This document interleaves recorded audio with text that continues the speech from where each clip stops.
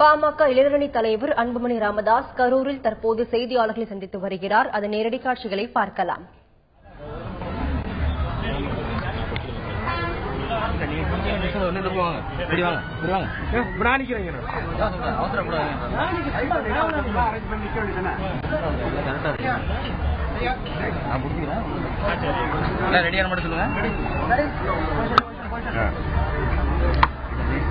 இன்று கரூர் பேருந்து நிலையத்தில்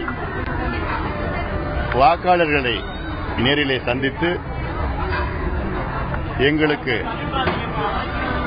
ஆதரவு கொடுக்குமாறு கேட்டு வருகின்றோம்.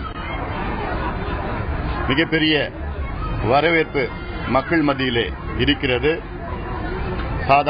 சாமானிய மக்கள் எல்லாம் இந்த முறை எங்களுக்கு மாற்றம் வேண்டும், 50 ஆண்டு காலம் திமுக அண்ணா திமுகவுக்கு வாக்களித்து இன்னும் நாங்கள் ஏழைகளாக இருக்கின்றோம், இன்னும் நாங்கள் தள்ளுவண்டியிலே பழங்களை விற்கின்றோம், பூக்களை விற்கின்றோம், எங்கள் வாழ்க்கையிலே எந்த முன்னேற்றமும் கிடையாது, எங்கள் பிள்ளைகளும் இந்த தொழில்தான் செய்கின்றார்கள் என்று பலர் குறைகளை எங்களிடம் சொன்னார்கள். அவர்களுக்கு நான் கொடுத்த உறுதி, எங்கள் ஆட்சியிலே நான் போடுகின்ற முதல் கையெழுத்து தமிழ்நாட்டிலே பூரண மதுவிலக்கை நாங்கள் கொண்டு வருவோம் என்று சொன்னவுடன் அத்தனை பேருக்கும் மகிழ்ச்சி, குறிப்பாக பெண்களுக்கு மகிழ்ச்சியாக இருந்தார்கள்.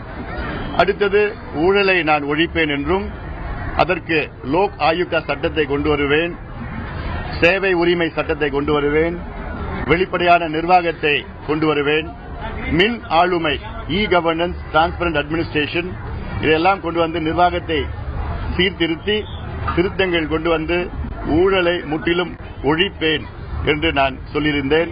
அவர்களுக்கு மகிழ்ச்சி.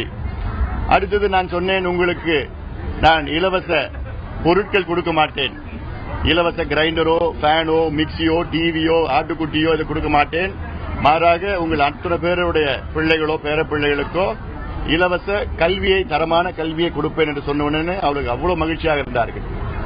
இலவச சுகாதாரத்தை கொடுப்பேன். ஒவ்வொரு குடும்பத்திற்கும் நான் ஓராண்டில் 1 லட்சம் ரூபாயை நான் மிச்சப்படுத்துவேன் என்று சொன்னேன். எப்படி என்று கேட்டார்கள்.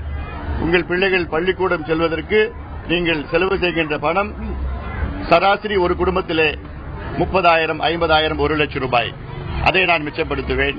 சுகாதாரத்திற்கு செலவு செய்கின்ற பணத்தை மிச்சப்படுத்துவேன். பஸ் கட்டணத்தை நான் குறைப்பேன், மின்சார கட்டணத்தை குறைப்பேன், பால் விலையை குறைப்பேன், அத்தியாவசிய பொருள் விலையை குறைப்பேன்.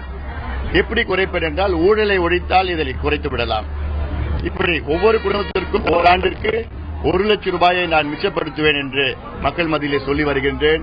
அது மட்டுமல்ல, வேளாண் துறைக்கு அதிக முக்கியத்துவம், வேளாண் புரட்சியை செய்து விவசாயிகளை மகிழ்ச்சியாக வைத்துக் கொள்வேன். தொழில் வளத்தை பெருக்கி அவர்களுக்கு பிள்ளைகளுக்கெல்லாம் வேலை வாய்ப்பை உருவாக்குவேன் என்று வாக்குறுதிகளை கொடுத்த நேரத்திலே நான் இதுவரைக்கும் கிட்டத்தட்ட ஒரு 50-60 பேரை நான் சந்திச்சேன். குறுகிய கிட்டத்தட்ட கொஞ்ச நேரத்தில் சந்திக்க போறேன். நான் அத்துணை பேரும் இந்த முறை நிச்சயமாக அன்புமணிக்கு உங்களுக்கு நாங்கள் வாக்களிப்போம். அவரிடம் கேட்டேன், நீங்கள் இந்த தேர்தலிலே கட்சியை பார்க்காதீர்கள், ஒரு இளைஞனுக்கு வாய்ப்பு கொடுங்கள். இந்த அன்புமணி 50 ஆண்டுகள் 2 கட்சிக்கும் வாய்ப்பு கொடுத்தீர்கள், இந்த அன்புமணிக்கு ஒரு 5 ஆண்டு காலம் கொடுத்து பாருங்கள், நல்ல மாற்றங்களை கொண்டு வருவேன்.